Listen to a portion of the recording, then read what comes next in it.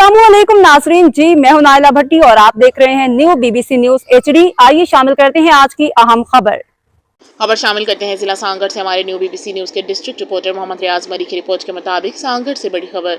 तबलीगी मरकज के करीब मंशियात फरोश रंगे हाथों गिरफ्तार, गाड़ी से 1 किलो चर्स बरामद। तफसीलात के मुताबिक महकमा excise and narcotics control Sanghar की टीम ने शाहनवाज जरदारी की क़यादत में खुफिया इत्तला पर शानदार कार्रवाई करते हुए संझोड़ो रोड मदनी तबलीगी मरकज़ के करीब एक मेहरान कार पर छापा मारा।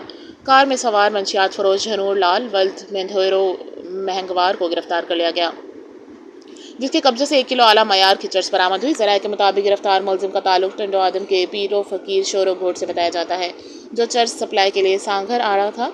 एक्साइज हुकाम ने मुलजिम के खिलाफ मुकदमा दर्ज करके मजीद तफ्तीश शुरू कर दी है।